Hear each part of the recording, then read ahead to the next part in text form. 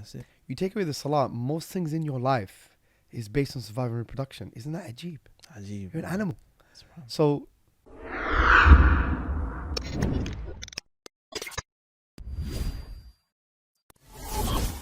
Alhamdulillah wa salatu salam ala rasulillah amma ba'd. Assalamu alaikum wa rahmatullahi wa barakatuh, and welcome back to the Beyond the Mimbar podcast.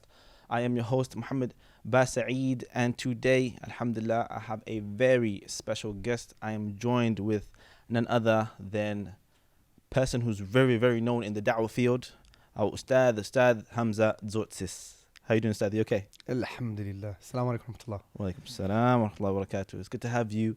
It's first time on the podcast. So I believe so. yeah. Jazakallah for the opportunity. No, it's a blessing to have you. And I always ask the guests if it's the first time, if they're comfortable. So are you comfortable? Yes, this is a very nice sofa.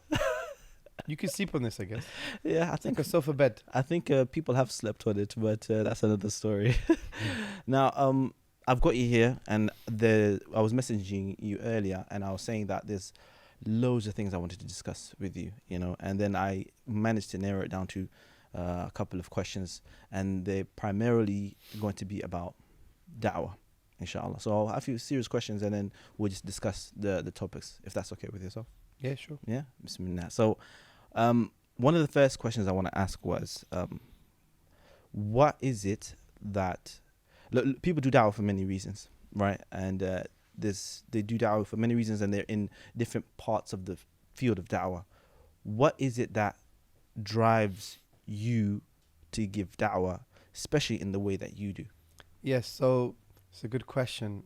I mean, it changed over time, I guess. So as you mature, as you learn more, your motivations change and your intentions change. And I think in the beginning it was, generally speaking, a need to prove yourself right, which is really connected to the nafs in a way. Because when you have an ego, well, the ego will never go away, but there are levels to the ego and being egotistical. But when you're in your 20s, because I became Muslim when I was 22, I just turned 22. Mashallah. So it was about a month after, or 3 weeks after becoming 22. So I think at that age, when you adopt something you believe it to be true and you have some kind of intellectual, spiritual, or hearty connection to it, you want it to be right and you want it to stay that way, right? And I think maybe in the beginning it was the nature of my nafs and the nature of many people's nafs, especially at that age, which is I want to be right. I never want to be wrong. I want to impose. I don't want to impose upon. I want to look good. I don't want to look bad to the degree that you give up the truth or you give up the right way of being, the right way of interacting. And I think at that stage, although I believed Islam to be true, it was maybe that egotistical component was in place. And that was quite damaging because what that does, it blinds you to the right way of being. What does the Quran and Sunnah say concerning interacting with your parents, interacting with the non-Muslim community, your brothers and sisters in Islam, and so on and so forth? It kind of veils you from that because you're more focused on the nafsi aspect. I want to be right. I don't want to be wrong. I want to impose. Don't want to be imposed upon. I want to look good. I don't want to look bad to the degree that you give up the right way of being. Yeah. So I think that was an aspect that was motivating me, which was an egocentric or egotistical aspect. The other thing was, I did have a positive spiritual experience when I first became Muslim. When I was going to Fajr in the Masjid, it was one of the most beautiful experiences that I can imagine. I usually describe it as someone was dipping my soul in some kind of paradisial honey. Yeah, honestly, it was sweetness of iman, right? No. And you don't want to lose that. Yeah. And sometimes because of immaturity or lack of knowledge or lack of good surroundings, I didn't have great surroundings from that perspective, from an Islamic ilmi perspective, or even a tarbiyah perspective, a nurturing perspective.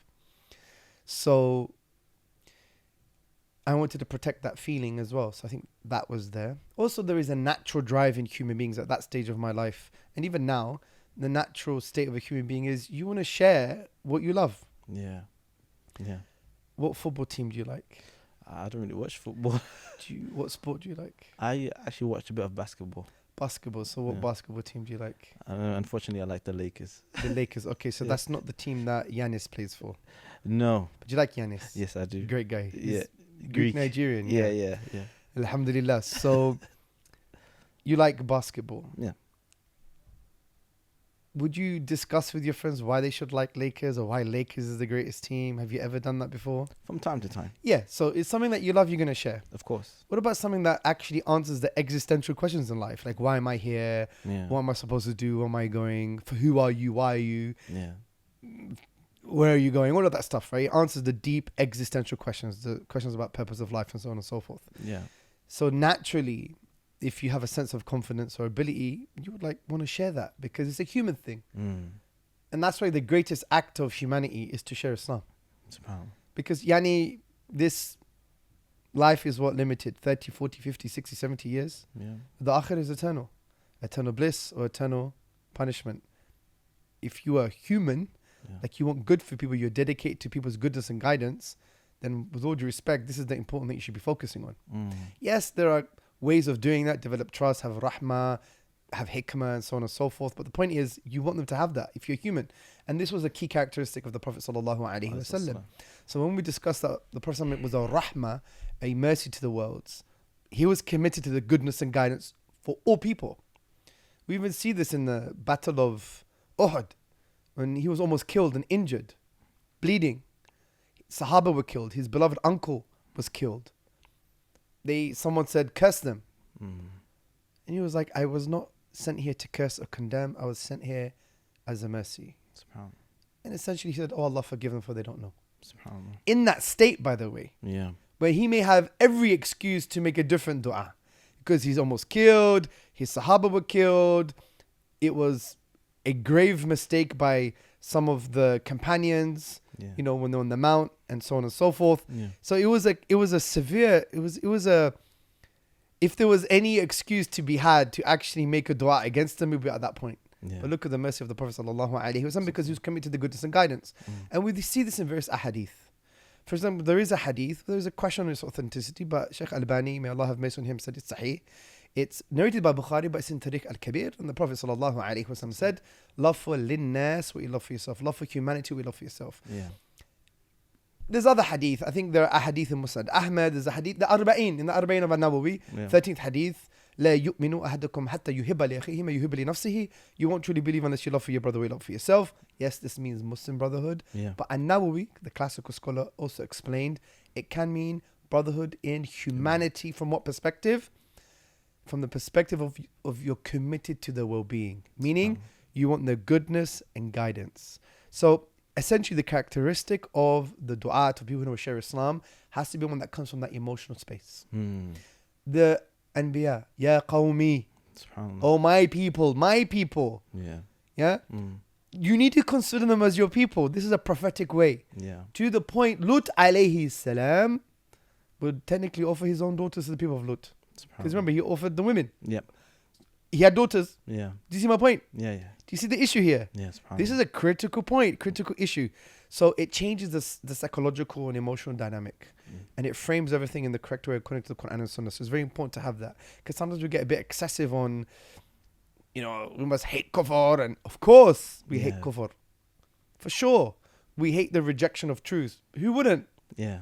And so on and so forth. All the associated other beliefs that we must have. But the point here is, what is your way of being to these human beings? You need to be committed to the goodness and the guidance and the well-being. And that is the prophetic way. I don't know how we got here. Oh, yes. So my motivations across time. Yeah. So as you develop and you learn more knowledge and you interact with people who are better than you, who have greater states of being, meaning the way they relate to themselves, what's in their heart, what's on their tongue, how they act, they have high iman. Yeah? Yeah. Iman, what's in your heart, what's in your tongue, your Yeah. actions. They have high iman. Their way of being is surrendering to Allah. And that, because states of being give rise to states of being. So someone who's pious, you're more likely to be pious because you're with them, right? Sah. And this echoes social psychology, echoes the hadith on the people that you love, your friends, the religion of your friends, Yeah. the blacksmith, the perfume seller. We know these are hadith and the ayat on the Quran and so on and so forth. Yeah. So states of being give rise to states of being. So when you're with good people, when you start learning some knowledge and so on and so forth, you start to realize, I need to realign my Way of intentions here. Okay. Because, you know, you have to do dawah for the sake of Allah, and that would change your type of motivation as well. Yeah. So yeah, you may be motivated from these natural human things like the need to follow truth and to share truth, the need to protect your truth and so on and so forth. but the egotistical elements would hopefully diminish. And you'd be more about, I want to please Allah subhanahu wa ta'ala. So I'm here for Allah, for example. I know that dawah is an act of ibadah, dawah is an act of worship, and one of the greatest acts of worship. Yeah. And acts of worship are only accepted based on two things. You have to have the right intention, ikhlas, doing it for the sake of Allah, and you have to do it in line with the sunnah of the Prophet sallallahu alaihi wasallam. What is ikhlas? For the sake of Allah. But with all due respect, that's a slogan. What does that mean? We don't. I have hardly heard people say, "What does the sake of Allah, for the sake of Allah mean?" Yeah. It means three main things. You're doing it because you love Him, because He's worthy of the act, by virtue of His names and attributes, by virtue of His reality. Yeah. He is al-ilah, Allah, the one who's worthy of all worship. You're doing it for His divine reward, and dawah, as you know, has phenomenal reward. Indeed. And you're doing it to prevent yourself from divine punishment. If you do for any of these reasons, it's ikhlas, but the ulama say it's best to do it for all three. Generally and functionally and practically speaking, people do it for all three anyway, but each one has different levels. Indeed. But you should do it for all three. That's ikhlas. Yeah. And there's always a developing ikhlas. And when you have that, then your motivations also change because you want to please Allah now. That's a motivation. That's a desire. You want His Jannah, His reward. And you want to prevent yourself from the nar. So that should be the mature way of being when you're doing acts of ibadah like dawah. But at the end of the day, connected to that is also in dawah, you want Allah's word to be the highest, to be dominant. And that's connected to the fact that you want to glorify Allah, you want to worship Him. Yeah. Because He is the highest. He is Allahu Akbar. He is the greater. Not the greatest, the greater. That's the best way of putting it. Yeah. Because anything you think about, Allah is greater than that. Khalas. Yeah? Yeah. And Allah's names and attributes are maximally perfect to the highest degree possible, without any deficiency, without any flaw, and we affirm them. So when Allah says He's Al-Alim, He's the knowing, He's got perfect knowledge, He has the totality of knowledge and wisdom.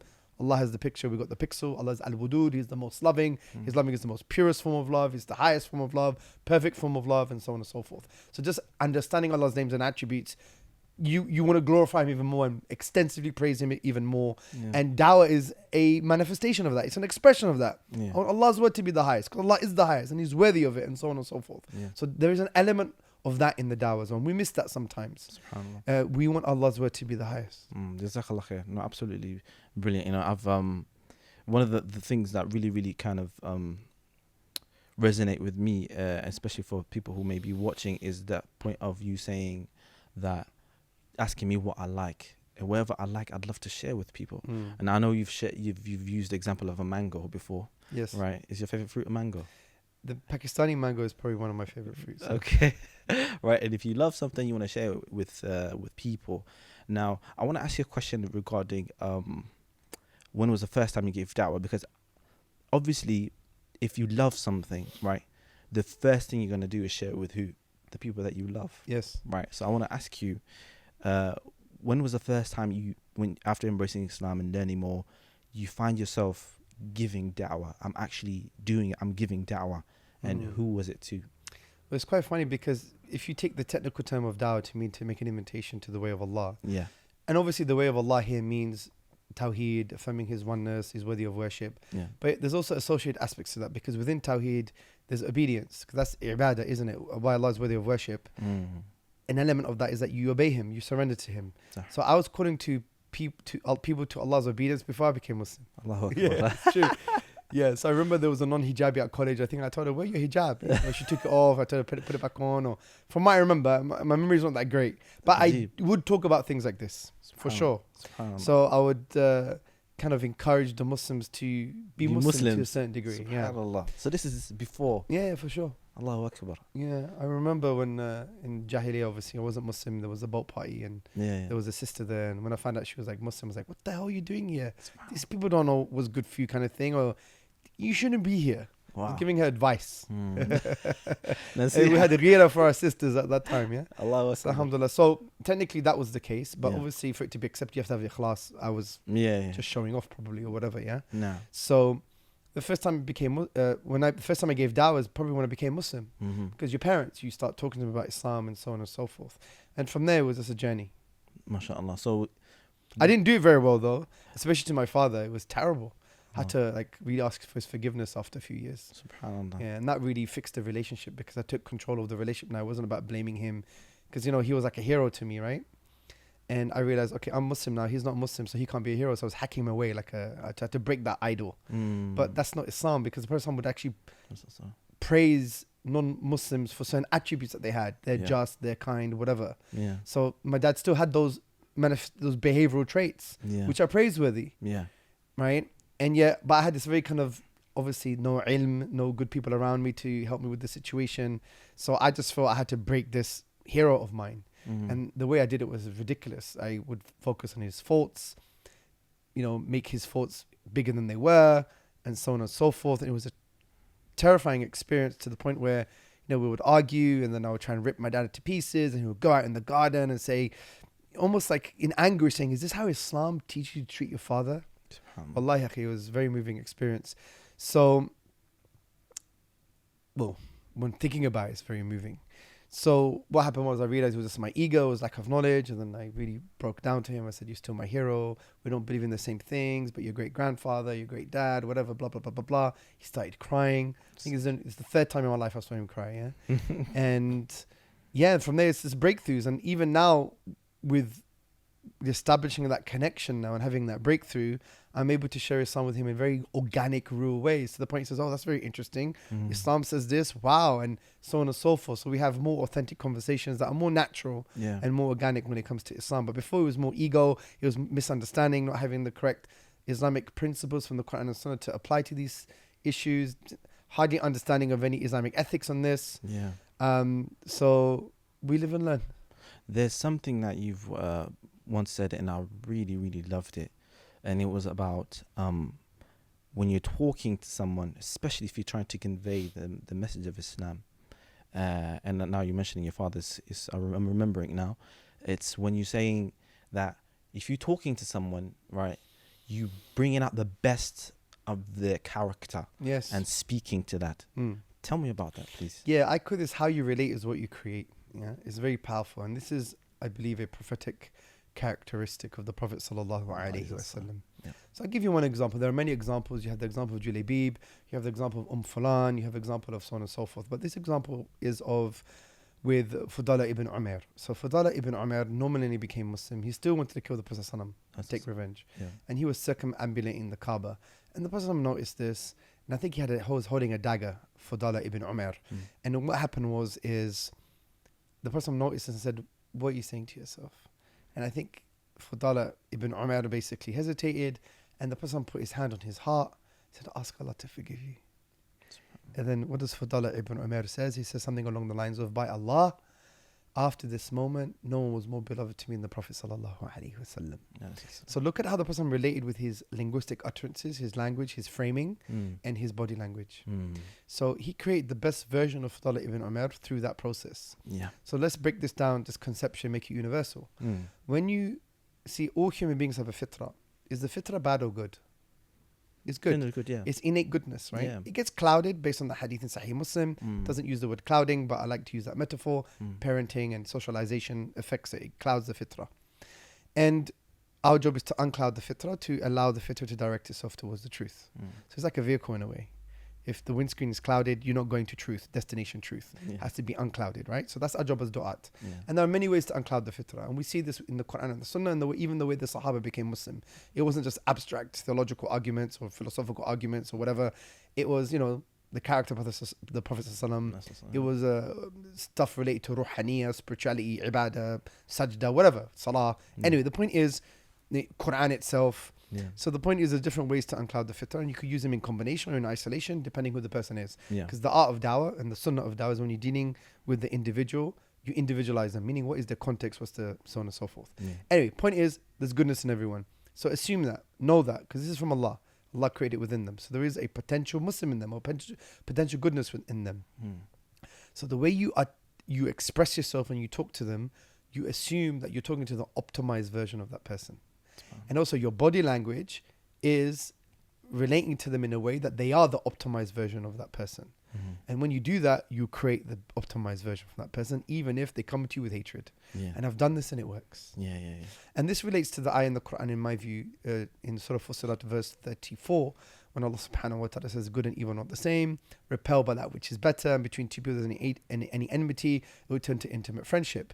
Now, interestingly, the Arabic word repel in this verse is not followed by a direct object. It doesn't say repel evil. It says repel, it's like repel anything by that which is better. Ulama say generally, repelling anything by that which is better is repelling with what is more virtuous and what is more beautiful. And this is a beautiful way of being. Yeah. And what does Allah say? Any hatred between two people turn to intimate friendship. Yeah. But this is very difficult except for the patient. Yeah. SubhanAllah. So the point is, we need to be prophetic when we give da'wah. We need to elevate the moral bar. We can't just focus on the basic halal. Yeah. Because there are many halals, right? Many things you're allowed to do. Yeah. There's the basic, but there's something even more pleasing to Allah.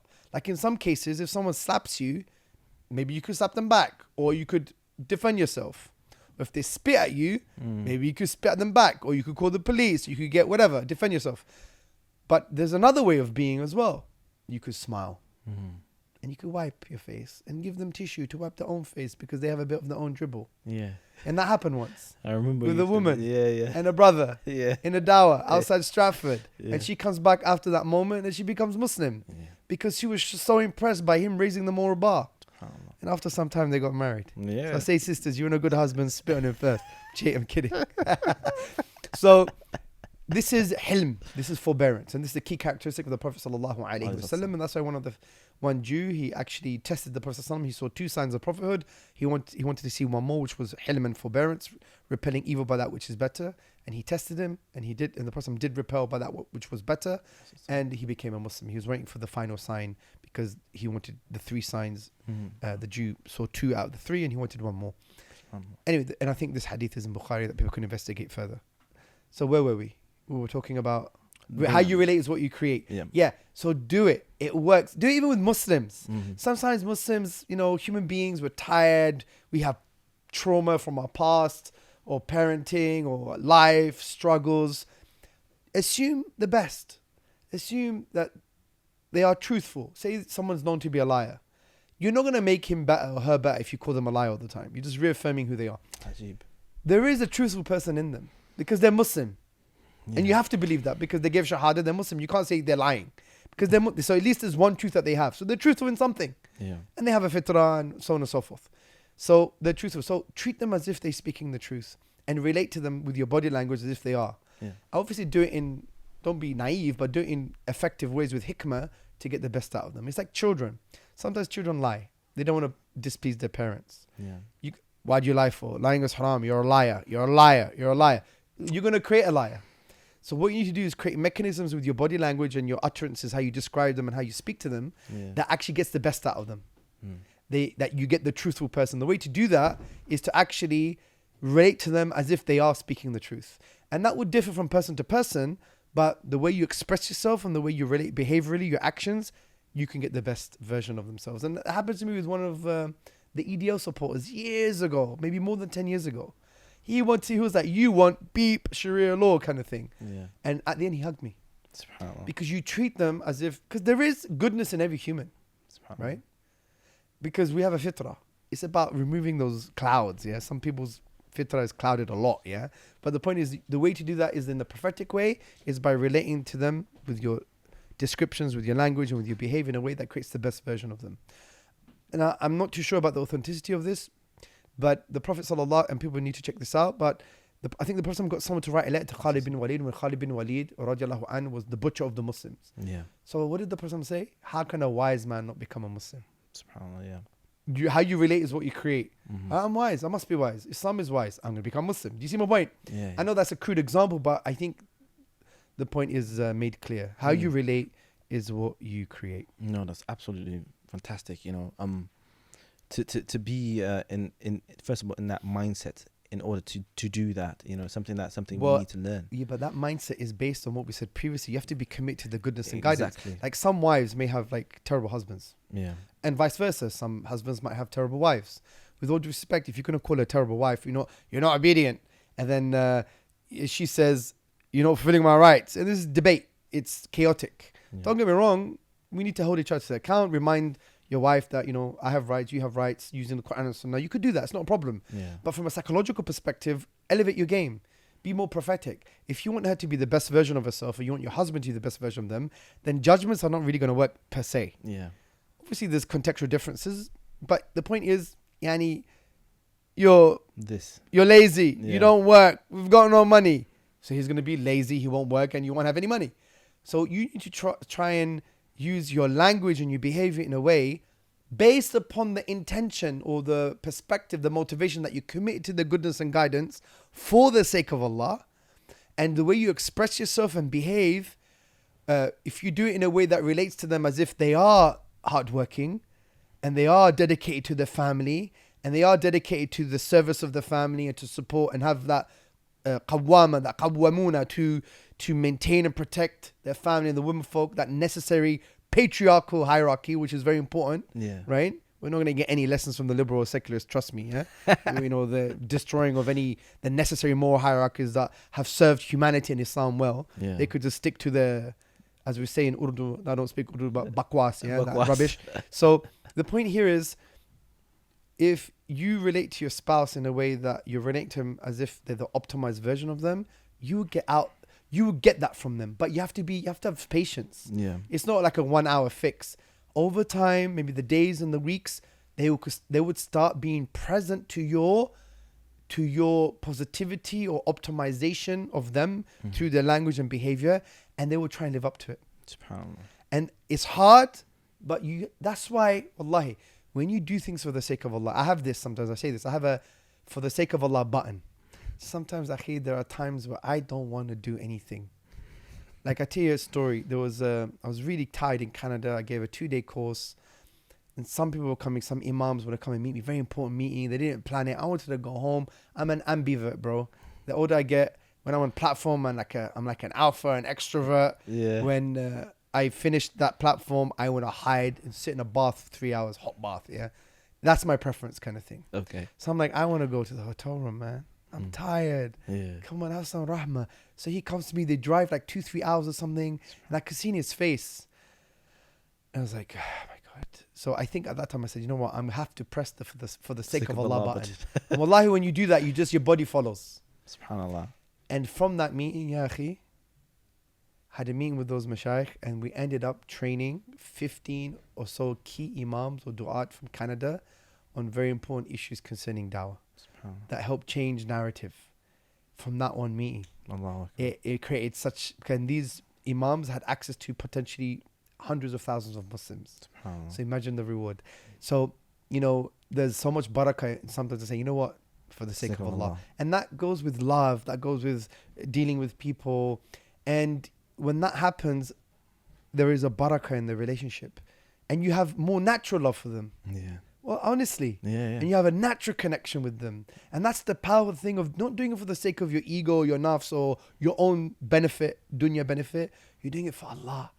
Because Allah is worthy of glorification and worship. Allah is worthy of my love, my dedication, my surrendering, my commitment to Him, my obedience. Allah is worthy of all acts of worship. I want His reward. I don't want His punishment, for the sake of Allah. Khalas, let me do this. Press the button. Boom, your life will change. Try it. It's difficult in the beginning. It's going to be difficult many times. Of course. But press the button. Press the goddamn button. The for the sake of Allah button. And something would happen to you. And I've seen a lot of barakah with these things. No, jazakallah khair. Absolutely amazing. I'm going to have to get one of those buttons for myself. Alhamdulillah, you already have it. You teach it to us, akhi. I'll do my best. Jazakallah khair. Wa yak. Now, you recently, I was watching recently something you put on your YouTube channel, and it was called the knowledge crisis. Yes. Right. Tell me what it is, right? And because I know there were 7 points, but obviously I'm asking you kind of to just compile it and make it short. But yes, what is the knowledge crisis, and why do you think it's happening? Yes. So, if you look empirically, like look at this reality, and you look at the state of the Muslims, alhamdulillah, there's a lot of khair in the ummah, as the Prophet sallallahu alaihi wasallam said, and there's a lot of great going on. For example, your podcast, for example, the GLM Masjid, and all the great work and institutions that we're building. There's lots of khair. Now, alhamdulillah. So, but in saying that, there's also a knowledge crisis, and the knowledge crisis is this. Wallahi, we know a lot, bro. Like, there are people who know lots of Quran. They know the whole Quran. These people technically know more Quran than many Sahaba. SubhanAllah. That's well known. SubhanAllah. I would even guarantee they know more hadith. SubhanAllah. But are they like Sahaba? What's going on? So the point is, I always say this, you can know all of the ayat on dhikr, all of the ahadith on dhikr. It doesn't mean you will be a person of dhikr. SubhanAllah. So why is there a gap between what we know in an abstract sense or what we memorize and who we become. And this gap is the knowledge crisis. So how do we bridge that gap? Well, the first thing to understand is to understand what ilm is in the first place. We think ilm is, I'm going to memorize hadith, memorize Quran. That's a part of ilm. It's not ilm. It's the basis, because memorization is the key basis for ilm, for sure. But it's not ilm in of itself. Yeah. Ilm is, and as Allah describes, He talks about in various places, I think Surah Furqan and other places in the Quran, when Allah talks about that people of ilm are those people who fear Allah. Taqwa, God consciousness, right? Yeah. Those who fear the day of judgment, hope in the mercy of Allah. They stand in the night prayer. They're devoutly obedient to Allah. And when Allah mentions these things, what does He say? Are those who know like those who don't know? Allahu Akbar. There's a connection between those who of knowledge and those who don't have knowledge, and these acts of worship. Yeah. So, generally speaking, the ulama would say this, that ilm has to change you, transform you, has to change your way of being, what's in your heart, what's in your tongue, and how you relate to yourself, how you relate to others, and how you relate to Allah subhanahu wa ta'ala. So we need to make a distinction what true ilm is. With all due respect, when I know someone who's like, they've memorized Quran, memorized the books of hadith, and yet their character is messed up, technically they don't have ilm. Yeah. But we would say he has ilm. Yeah. Do you see my point? Yeah. Yeah. Don't get me wrong, no one's going to be perfect, and we don't judge. We're not doing this to judge people or anything. Of course. And with all due respect, I'm not even worthy the dust on the person's sandal if they know Quran and Hadith, even in an informative way. But in Islam, it's not just informative; it's transformative.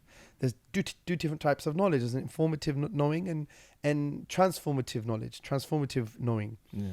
So that's the crisis of knowledge. We memorize, but we don't internalize. So how do you bridge the gap? And there's in the video I mentioned 7 ways to how to bridge that gap. But one way is to make it the distinction that there is a gap, and also that to be conscious that you need to internalize. Yeah. That's important in even of itself. Make the distinction. Be aware of that blind spot. Yeah. Am I internalizing? And let's take the Quran as an example. People memorize the Quran. Yeah, we produce hufad like it's a Chinese sweatshop factory. Yeah, which is fine. But there is a problem in that as well, because we say follow the salaf. All right, go on then. Follow the salaf in memorizing the Quran. SubhanAllah. Go on, Bismillah. Yeah. I think it was Umar ibn al-Khattab radiallahu anhu, took him 9 months or 9 years to memorize Surah Al-Baqarah. Yeah. If it took one of our children 9 years to memorize the 2nd chapter of the Quran, they'll probably get a few, whatever. Yeah. Obviously, we don't hear our children, but you get the point. Yeah. So, what is the way of the Salaf based on the narrations? Essentially, when they had about 10 verses or a set of verses, they would not go to the next set until they internalized. So, internalize what you memorize. You become the Quran. You actualize the Quran. Right? Because the character of the Prophet was a walking Quran, according to Aisha radiallahu anha. Do you see my point? Yeah, 100%. So, it's very, very important for us to realize this, that we need to be in the process of internalization. Yeah. But these days we have secularized learning. Let me learn this text, learn this text, learn this text. How many texts do you have to learn, with all due respect? Do you see my point? No, 100%. Internalize it first. Yeah. Internalize it. Make it become part of you. Yeah. And obviously that's connected to your way of being and your qalb and your heart. Because really, our actions are derivative of our state of heart. Yeah. Right? Allah says you're not going to be safe from the day of judgment unless you come to Allah with qalbin salim, with a sound heart.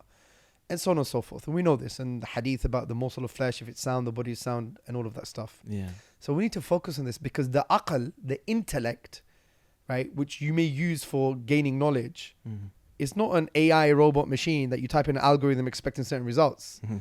The aql is a function of the qalb, according to the majority of the ulama. Yeah. And the qalb does taqallub, it wavers. And the qalb has fitan, shahawat, shubuhat, destructive doubts and blameworthy desires. And it has diseases. The main diseases, according to the student of Ibn Taymiyyah, include hasad, blameworthy jealousy, ujub, self-amazement, kibr, arrogance, riya, ostentation, showing off. So you may know, your aql may have absorbed all of this stuff, but if your heart's messed up, you're not going to change. So we need to be in a process of tazkiyatun nafs. People think, this is some Sufism stuff. No, this is Quran and Sunnah. This is the way of the Salaf, the way of the pious predecessors.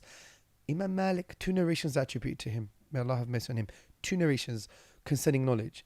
Knowledge is not just memorization. Knowledge is a nur that Allah puts in your heart. It's a nur. Do you see the point? Yeah. So they understood what knowledge really meant. Yeah. So yes, it's very good that we're encouraging our brothers and our sisters to gain ilm and knowledge. But first define what ilm is. It has to change. What ilm is, it changes you. Yeah. And that the methodology of learning ilm is that you internalize it. Yeah. Otherwise, what's the point? Yeah. Like, what is the point? Like, you're going to go to Allah, Ya Allah, I memorize the Quran, I memorize Bukhari, I memorize Muslim, I memorize this explanation, I memorize Aqidah Tahawiyah and its explanation. And then you may be questioned, okay, how's your tahajjud? How's your ikhlas? Look at the hadith, I think it's Sahih Muslim, the one who is knowledgeable, he only passes his knowledge just to show off, for people to say that he was a scholar, he was knowledgeable. He's first person in hellfire. No. Do you see my point? So we need to, and I don't know if it's happening. With all due respect, I don't see it happening that much. We need like a module or a emphasis on ikhlas and on, not spiritual slogans. Ikhlas for the sake of Allah. No, let's break it down like we did earlier and how to develop it. And we need to also understand that there is a knowledge crisis and get people to start to internalize. Now there is statements, I believe, attributed to the Salaf that I think it was Imam Ahmed. He would say in the beginning we started by not having ikhlas with ilm, but the more ilm we learn, it actually made us have ikhlas. Yeah. So one method of actually having ikhlas is to learn more, because knowledge itself, the weight of it will break your ego. Yeah. But that also requires something else. It requires patience and istiqamah and so on and so forth. Yeah, and steadfastness on these issues. Of course.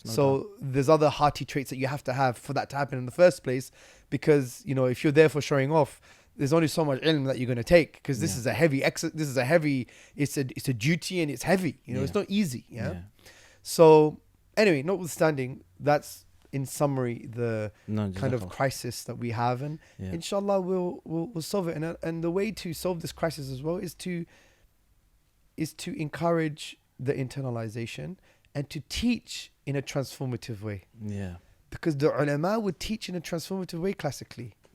They won't just teach you a fiqh book in an abstract sense. They'll try and, for example, when you want to teach your child sadaqah, what do? Do you recite the hadith to them? But if you do, then it's good, but you're not a great parent, with all due respect. Yeah. You teach them the hadith, you teach them the rewards, and then you show them how to give sadaqah. Yeah. Here's your pocket money, give 75% to this poor person, 25% to your mom. I'm not going to have nothing. Allah's going to give you more tomorrow. Then you give them more tomorrow, yeah? That's the whole point. Yeah. And that is part of the transformative experience, because you're tasting it now. It's experiential. Yeah.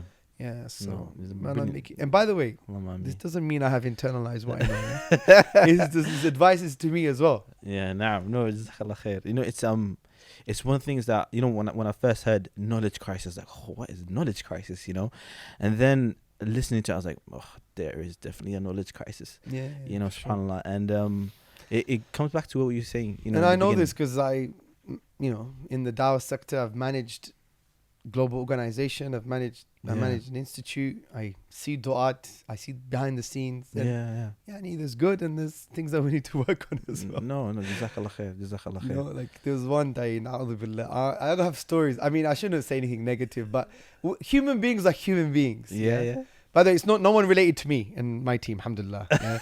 But I'm just saying, you just hear stories and you see stories and you get a bit disheartened. You're thinking, where's the ilm, But then after, you should never see it that way, because sometimes that reaffirms your own ego. And I remember, hold on a second, Hamza, you definitely have more sins than this person. So it just settles you a bit. And then you got a chip on your shoulder, you get a bit upset, you expect more, but khalas. There's another thing that I talk about is enroll and don't control. Meaning enroll people in your behavior. Be the change you want other people to be. That's the best thing. The Prophet ﷺ wanted the Sahaba to shave their heads. They were a bit reluctant because we know the story. They had ghira for the deen. We were a bit unhappy because of the Treaty of Hudaybiyah and so on and so forth. Anyway, so he went to his wife Salama. This is masculinity, bro. Go to your wife, get advice. That's true. Because I believe a man, to have rujula, to have manliness, is like you like the company of women. You're obviously married women, yeah? Of course. And you engage with them and because there's a lot of insights they can give you. Yeah. And you see this with the Prophet sallallahu alaihi wasallam as well. Yeah. Obviously he had the assertiveness and the courage and the bravery, but he also had haya, like a virgin bride. Yeah. But he was the perfect man for all aspects and all times, all places. Anyway, this is another topic. Yeah. But the point is, he went to Salama radiallahu anha. She said, shave your head. So he listened, he shaved his head, and they all followed. So you unroll, you don't control. Be that which you want other people to become. Jazakallah khair. And when you talked about knowledge alone doesn't transform you, there's something that you've been saying from the beginning of this podcast, and that is being. Yes. Yeah, to be. Yes. And not just, you know, to know something, whatever, but to actually become it. And how do you do that? Talk to me more about how do you, quote unquote, become something. That's very deep. But this is about almost like ontological transformation. Forget the big words, but Yeah. being. Remember, we're human beings. We're not human doings. But we act like we're human doings. Yeah. Yeah. So what is states of being? A state of being is really related to even the concept of iman. So what's in your heart? What's on your tongue? So your emotions, your moods, what's the actions of the heart, your tongue, how you express yourself, how you frame things, Yeah. and how you relate to yourself, how you relate to others, and how you relate to Allah subhanahu wa ta'ala. That's a state of being. Yeah. So generally speaking, the way many of us, you know, Asian looking people or ethnic people, especially living as minorities in the West, we see Islam as a ethno-religious identity. It's like a badge you wear.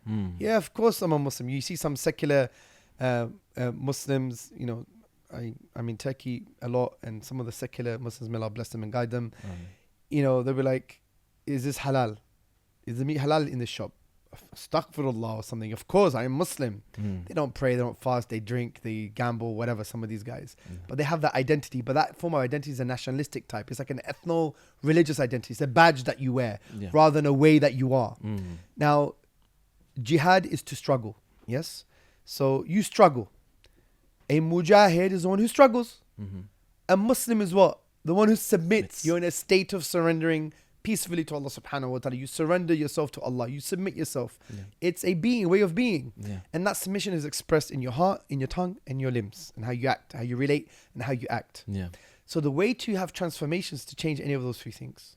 If you change your actions, you change the way you frame things, your tongue, and your heart, your emotions. Changing all three is ideal, but the process of transformation is when you start to adjust these three things. And when you change, right, or you want to change, right, the beginning of that change is always like, I want to change, I'm going to do this. But what I've heard you say is just do it. Yes. So you sometimes, and that's why it's the minute you think is logical is the minute you're going to give up. Because it's not like 1 + 1 is equal to 2. When it comes to transformations, there is actually no rationality to it. Because this is to do with the ruh and the qalb and the fitrah and your nafs. And these things, Allah knows them and how the dynamic interplay between these things. But there is a process that we learn from the Quran, the Sunnah, the ulama, and so on and so forth. Trust it. Like for example, you know, when some scholars might say, you know, do dhikr. It's going to change you. There's nothing. I'm not feeling it. Just do it. Wake up in the night prayer. Just pray. If you don't want to, just do it. So that just do it mindset, something happens. Because it's changing your mood. It's changing your language, or it's changing your actions. And that's going to transform you in some way. And that's the nature of iman, right? You know, what's in your heart, what's in your tongue, and your actions. So just do it. Just make a decision and do it. Don't think, I have to have the full intention. I have to be totally committed to change. You be waiting till the day of judgment, yeah? Don't rely on motivation. It's overrated. Rely on duty. Have a vision for yourself. I want to be in Jannah. I want to be close to Allah. Okay, I ain't feeling none of this stuff. I think I'm never going to change, but I trust the process. It's worked for over 1,000 years. I'm going to trust the process. I'm going to transform, and I'm just going to do something. And once you repeat it, then your actions are happening. Then slowly your heart and your mood is connected to that. Then the way you're describing these things or framing these things and the way you're expressing yourself will change as well. Then you get transformation. Trust me. For example, people who are listening to this, if you're not doing your athkar, your dhikr in the morning and the evening, your du'as, just do it. Pick ones that you have an affinity to and just keep on repeating them. And then slowly over time, start to memorize them or start to understand their meaning and connect the meaning to what you're saying. Keep on doing it. You're going to get transformation. Because you're framing, you're speaking now, you're using language, and it's going to change your mood at some point because you're connected to a meaning. Once you do that, you're going to get transformation. It might be small, but you will get it. And then once you do that, you'll give you more impetus. So just do it. Trust the process. If you wake up in the last of the night, you don't want to tahajjud, you're half asleep, you got crusty eyes, you got 4 minutes left before Fajr, make dua. Last of the night. We know the hadith. Do it. Yeah. And then something would happen. It would change over time. Then your mood would be attached to the action, and your language would change, and so on and so forth. If you could change any of those things, you're going to get transformation. Inshallah. Jazakallah khair. This reminds me of the society that we're in now. We're so used to seeing results and the end product that we miss everything that's in between. Now, because of that, we begin to lack in consistency. So, for example, for any advice that you've given now to a person who've heard say, just do it, right? They're thinking, okay, I'm going to just do it. And then a week down the line, 2 down, and that does not even work. And even if you look like, for example, you're a fit guy, Allahumma barik, right? If someone goes to the gym, and I've heard this from like motivational speakers, even some of them are non-Muslim, say, you go to the gym today, tomorrow, what are you going to see? Nothing. Exactly. Yes. Nothing. Takes time. Yeah, so because of we're so used to seeing the end product now, how do we stay motivated to just doing it? Well, you have to have a vision for yourself, because where are you going? SubhanAllah. So know your why. So for a Muslim, you have to have an akhirah-centric vision. So meaning you want to know where you want to see yourself in Jannah. Yeah. And then once you want to be the highest station in Jannah, Jannatul Firdaus, the Prophet said, if you're going to ask for Jannah, ask for Firdaus. So have a lofty goal. Yeah. It's akhirah-centric, connect to the pleasure of Allah. Then have a vision in the dunya. Where do you see the world? Make it global. Like for example, for me, I see a world convinced by the message of Islam. Okay, so that's my see. I see the world convinced by the message of Islam. Now, I have to be something in order to see something. I need to be convinced in the message of Islam, and I need to be able to convince others. And in my context, it might be being a good manager, a CEO for Sapiens. It might be that I have to be stronger in my aqidah, in my theology. It also includes the spiritual aspects, because this is a qalbi matter as well. Yeah. I have to be close to Allah, do my dhikr, my du'as, morning, evening, all of the spiritual activities, tadabbur of the Quran, night prayer, whatever. That has to be in place in my program to keep that conviction, protect myself, and be strong to be able to remain convinced and to convince others. Yeah. To convince others, I need to know the sunnah of teaching, the sunnah of dealing with people. So there's so many things that I have to be, which is connected to my do. There's a lot of actions, therefore, I need to do. So you see the world in a way, in a particular way. I see the world convinced by the message of Islam. Then I need to be someone. I need to be able to be convinced myself and convince others. Yeah. Therefore, I need to do a whole set of things for that to happen. And it's all connected. So people usually that give up don't have a vision. SubhanAllah. It's very important. If you don't have a vision, you're more likely to have shubuhat anyway, destructive doubts. That's what the student of Ibn Taymiyyah said. Those who usually have shubuhat is because they don't have a vision. Allahu Akbar. And he connected to lack of knowledge as well. And he said, no, it's not a blanket statement, but generally speaking, lack of knowledge would lead to shubuhat. But it's also not having a vision. So if you see yourself that you want to be, I'm 42 years old. I want to be the fittest 42 years old I can be. Like I kind of want to be as fit as a 25-year-old. I'm probably fitter than I was when I was in my 20s anyway, yeah? But obviously, it takes longer to recover, yeah? You pick up a lot of injuries. But the point is, you want to be that. You want to try and be like that, yeah? So that's a vision. But you need to have a good, solid, meaningful why. Because for you want longevity, number one, for the sake of Allah. Because you've done a lot of sins. You want more life to do good deeds, yeah? Yeah. You want to also look, not domineering, but Have a presence. the best version of yourself as you can be. Okay. For the sake of Allah, because when they see du'at who are like, sometimes they look like they can't even spell the word gym. Forget seeing the word gym or seeing good food. I'm not saying everyone has to have fitness. I'm not saying that. Yeah. But we should create a culture where people, especially in our urf, in our social custom, that where we have a presence about us, right? That's very significant, ya akhi. Especially for du'at, yeah? Because the person who's a strong believer is better than the weak believer. But there's good in both. Yeah. So be the stronger version of yourself, the most dominant version of yourself, or assertive version of yourself, with humility, by the way, and with haya. But you come across in a way that, I can't mess with this guy. He's strong. He's assertive. There's something about him and his religion that makes him like that. Yeah. It's a form of dawah, ya akhi. Yeah. That's why a lot of our youth are looking to people who are not totally in line with the sunnah. They may say a few nice things, but the rest of the things they say is could be kufr. Yeah. But report yourself. Don't start pointing the finger at them. Point the finger at yourself. When you point the finger, 3 fingers are pointing back. Sorry. Don't be a lion all of a sudden when someone comes into the social media space and he's promoting some good things and some things need improvement. Yeah. Be a lion for the things that we need to be talking about that actually cause this problem in the first place. Yeah. And that's my problem here. You know, be very careful when you point the finger, because 3 fingers will point back, because you were a lion when it comes to this issue. But where was this lion when it came to all of the issues that was creating these problems in the first place? SubhanAllah. We have to be very, very careful, yeah? Exactly. Anyway, so the point is, I don't know what the main question was now, I forgot. Motivation. Yeah, motivation. So have a vision. It's Have very it. important to have a vision Mm. and to make it akhirah-centric, and it will give it more meaning. Mm. And don't rely on the mood that you're in. Be dutiful. So this is a duty I have to myself and Allah. I have a vision. I'm committed to this. I'm just going to do it whether I like it or not. So, because generally speaking, motivation is overrated. Duty is the most important thing, having that commitment. So be committed in that way. Be duty bound. And have people around you that can help you as well. Because you're going to be the product of your environment. Yeah. So you need, and we know this based on the hadith and the Quran, you need to have good friends that hold you to account and try and get the best version of you. And that is very important. So just do it. Just bismillah, just do it. And then over time you see. And when you see certain results and things slowly improving, that would help you as well at the same time. But don't rely on that too much. But just know it's a process. And I have to follow this process to have a certain outcome to fulfill my vision, which is linked to the akhirah. Once you have that, then inshallah, it'll help you. Barakallah feek. Jazakallah khair. You you touched upon a bit about social media, and also I was talking about society as a whole, and you know, we're used to seeing the end product and not the things in between and what goes on behind the scenes, as they say. And it's maybe made people have like a low retention rate, right? And now we're talking about da'wah.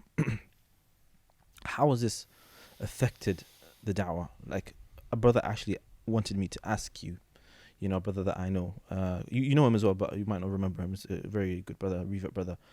And he delivers khutbahs, right? And he said he's noticed that as time has gone by with the khutbahs, he's found himself that people, it doesn't have the same kind of, maybe not effect, but it either needs to be shorter or it needs to be like sensational. You know, it's got like a spark or something that's gonna wow you, you know. So these two things, either you're gonna like wow me in this time that you're there, or it's gonna be short enough for me to remember everything. Yes. How has this affected the da'wah? And do you agree that people have become like that? I do. Look, with people think technology is morality neutral or philosophy neutral. With technology comes its own culture and philosophy. Like, for example, TikTok in of itself, having 10 seconds, 1 minute videos that are short, quick and snappy, in of itself, there's nothing technically blameworthy about it. But let's scratch the surface. If you implement that as a key medium of communication, it'll create a culture. Quick, short and snappy. Yeah. And that could end up being blameworthy. It could create the wrong culture in our youth.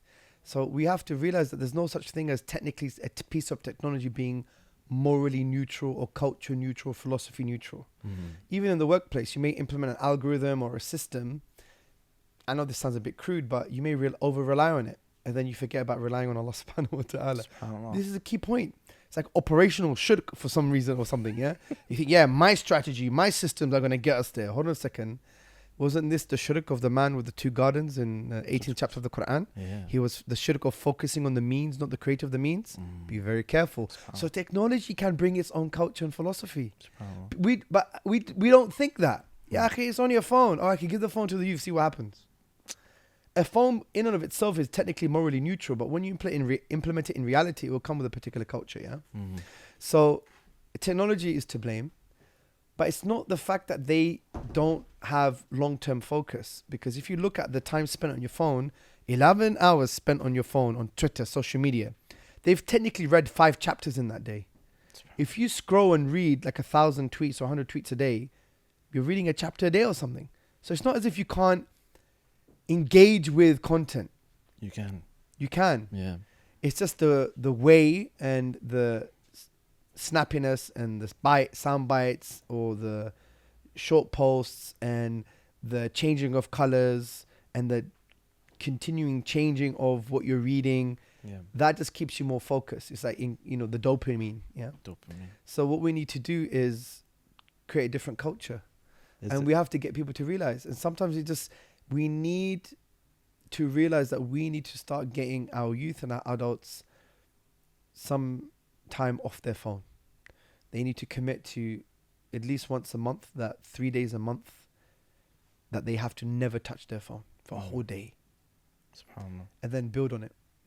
And then they need to understand that I need to start using my time in a more effective way to have greater results for my personality, for my ibadah, for my spirituality, and for my vision in life.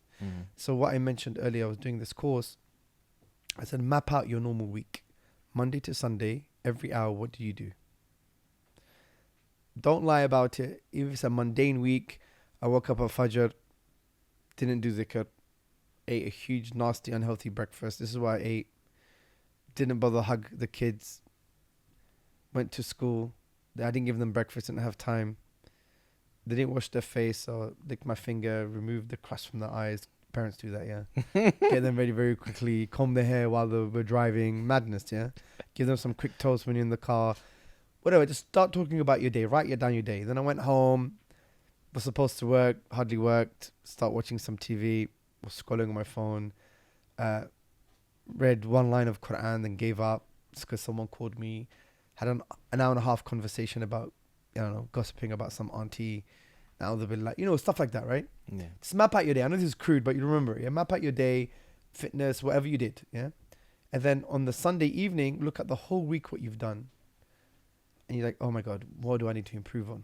Yeah. I've wasted so much time on my phone, so much time on scrolling. This whole week was like, 35 hours on scrolling on pointless things, social media things that I actually got no benefit from. Yeah.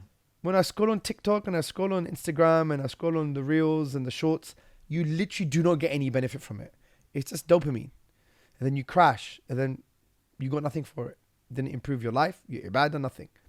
So you could take some of that time and decrease it and say, that time now I'm going to spend on Quran. I'm going to spend on, important things in my life. Just remind me how we got here. I wanted more.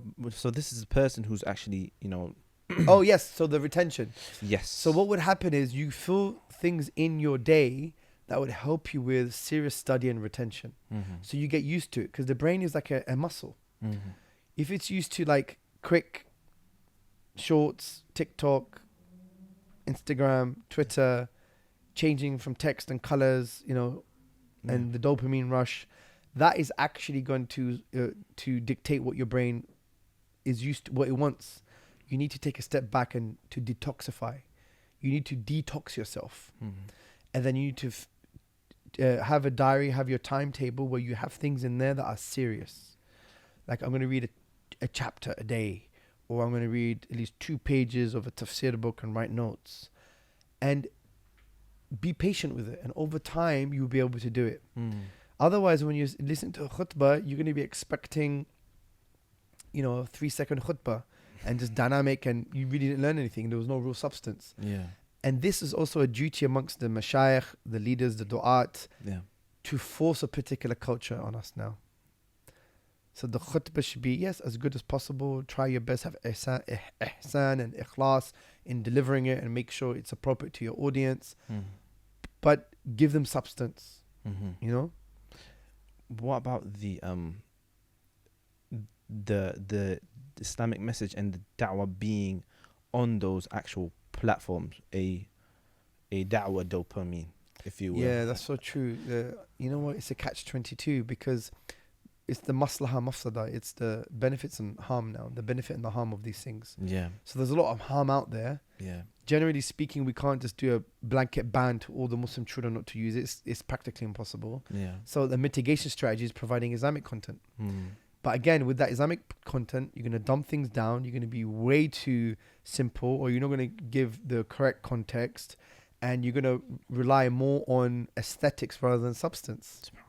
This is something that Imam Al-Ghazali mentioned, the 11th century theologian. He talked about these type of issues and about people are going to like du'at or preachers or scholars that are eloquent and they know how to articulate themselves over those who have true substance. And this is a huge shame. It becomes a show.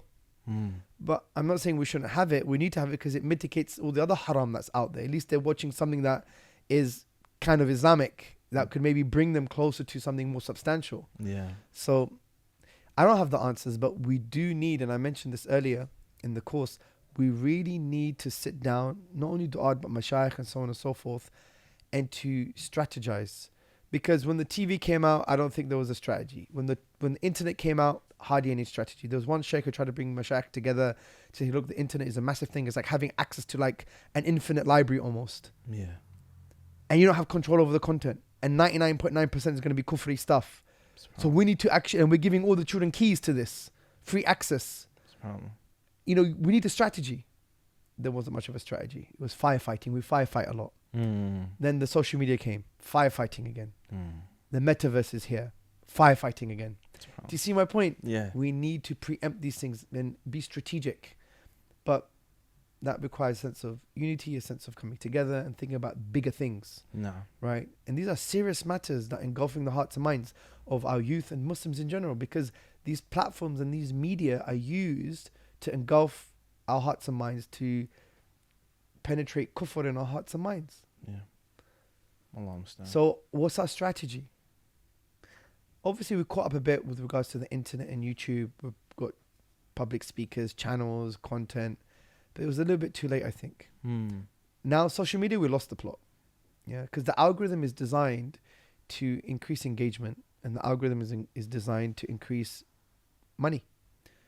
Right? Yeah. So therefore, if drama is going to sell, that's what you're going to see all the time. Yeah. That's what people are going to have an affinity towards, because it's part of your algorithm bubble, and it's going to push you towards that narrative. And that's why people now, they don't know how to give dawah. They just debate and argue. Because the primary way of giving dawah, according to chapter 16, verse 125, is with hikmah and goodness, good preaching. Yeah. That's the primary way. And then Allah says, wajadilhum, right? And debate with them in ways that are better. The wow here, this particular wow, wow has many meanings in classical Arabic, is like a barrier to say the first two are the primary ways of giving dawah. Yeah. And debating and arguing, you can use it, but it's an instrument. Using it in the right way, in the right manner, in the right time. Yeah. So the default position is hikmah and good preaching. Hikmah includes having ilm, because hikmah is the application of ilm, making it relevant. Yeah. Goodness includes rahmah and so on and so forth.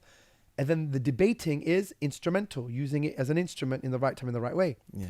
And there is a default position of debating, Yeah. which is what? I'm going to give you 3 scholars from different creed backgrounds deliberately to make you realize that there is a consensus on this.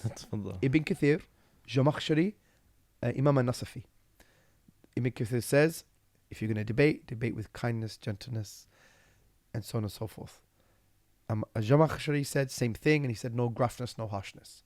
And Nasafi, Imam Nasafi said, gentleness, rahmah, kindness, awaken the heart, use the best forms of argumentation.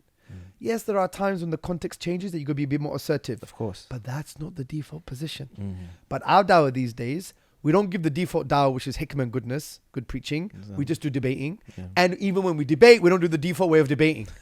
Yeah. So it's a banana, bro. We've messed up. Allah musta'an. No, Jazakallah khair. It's absolutely like some of the things that are happening right now. May Allah protect us and help us. I mean. I want to ask you now, where we talked about having a vision, right? Now I'll turn the question on to you. Where would you like to see yourself, right, in 10 years' time? So I'll be 52. 52 years old. Yes. So I want to see myself where I am closer to my vision, which is a world convinced by the message of Islam. So I want to increase my conviction, because there are levels of yaqeen, as you know. There's ilm al-yaqeen, there's ayn al-yaqeen, there's haqq al-yaqeen, the yaqeen of knowing, knowledge, transmission, the yaqeen of seeing it for yourself, the yaqeen of experiencing it, yeah? Yeah.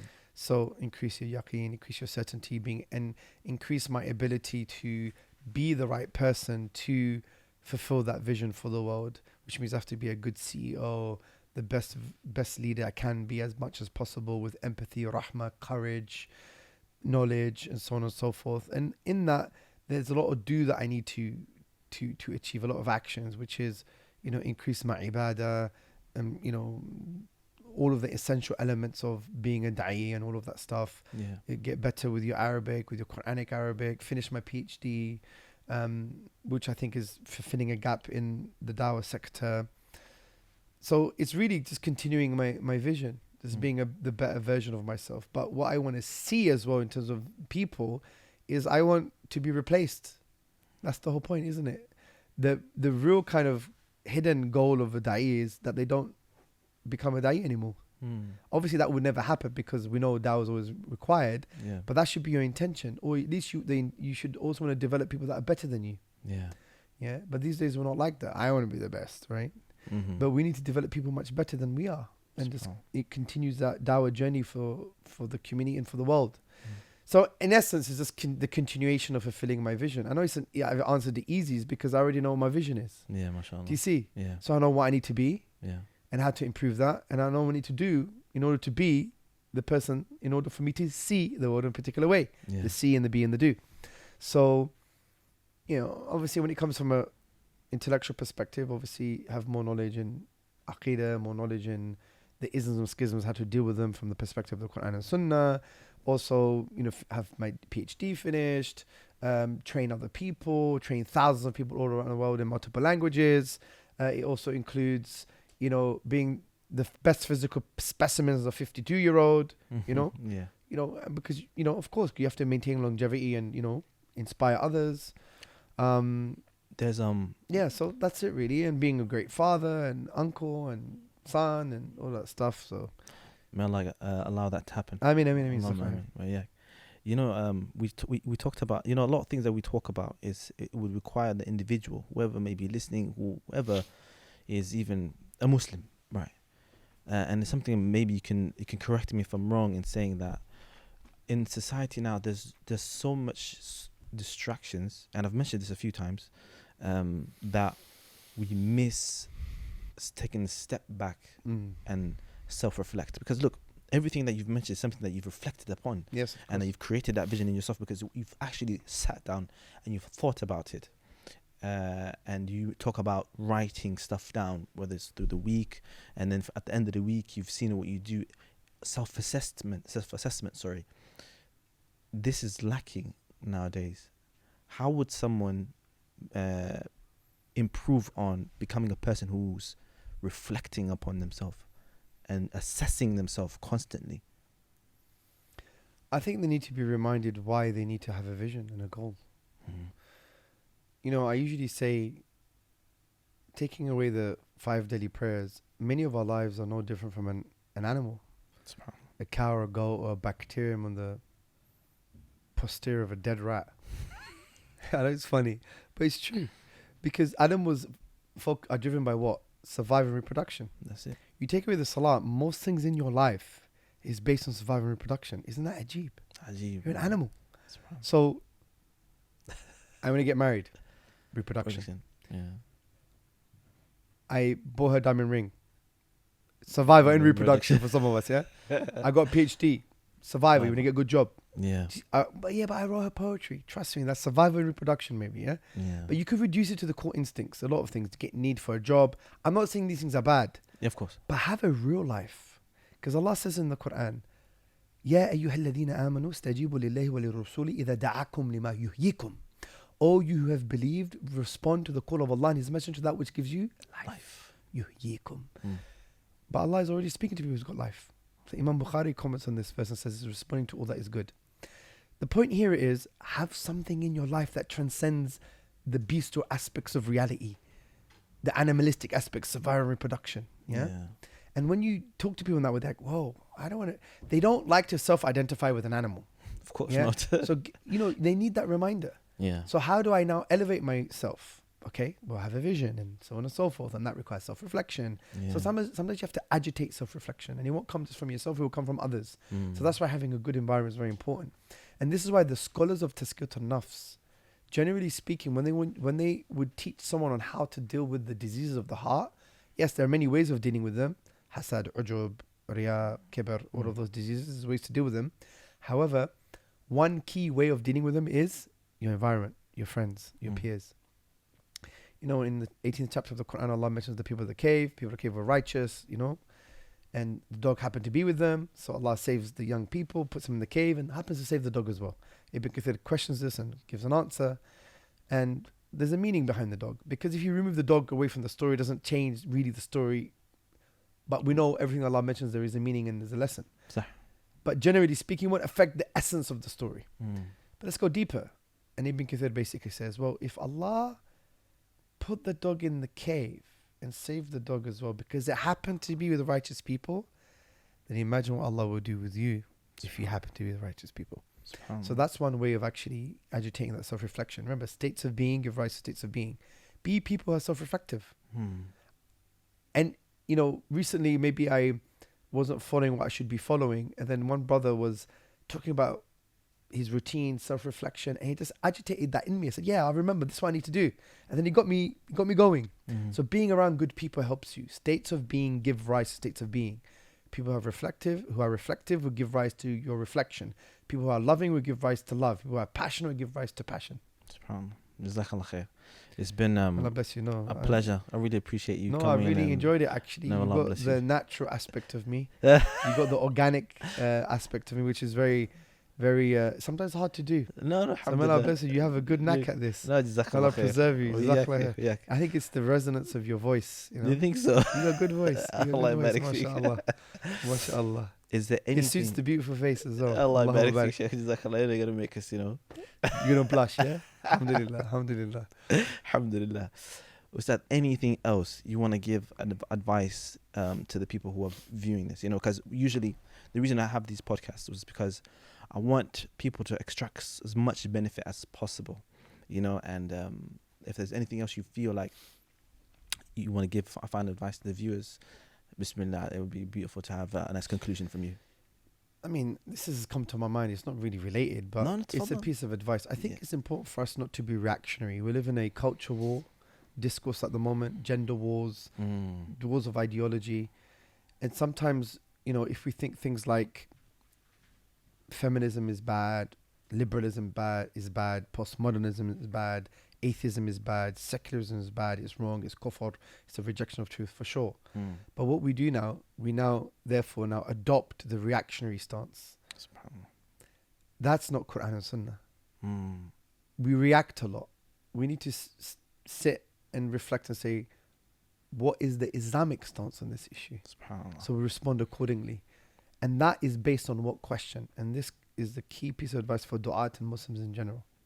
To elevate our morals and our discourse and our ibadah and everything in life. Listen to this question. What does Allah want from me in this context? What is more closest to the pleasure of Allah in this context? And it's not always going to be the basic halal and haram. SubhanAllah. Because there are many halals, if you like. But what's the one that's more praiseworthy, more closer to the pleasure of Allah? If you even ask that question, it's done. Because if you say, what does Allah want from me in this context? What does that mean? It means now I'm seeking the ultimate pleasure of Allah, the stuff that is closer to the pleasure of Allah. You're going to be seeking the methodology that's closer to the pleasure of Allah, that gets you there. And you're going to be seeking the answer from the Quran and Sunnah that is closer to the pleasure of Allah. So you won't be reactionary. Yeah. And when we react a lot, it's actually a sign of weakness because you don't have anything stronger. So what you need to do is just ask yourself the question, what is most pleasing to Allah subhanahu wa ta'ala in this particular context? Which also requires for you to understand what the context is. So that's my advice. No, barakallah feek. May Allah allow us to be the people who, you know, are always asking that question, what is Ameen. most beloved to him, and make sure that we actually do what is most beloved to him. Ameen. Allahumma ameen. Inshallah, it's been an absolute pleasure. I hope to have you Likewise. back soon. Absolutely. You know, I know you're very busy.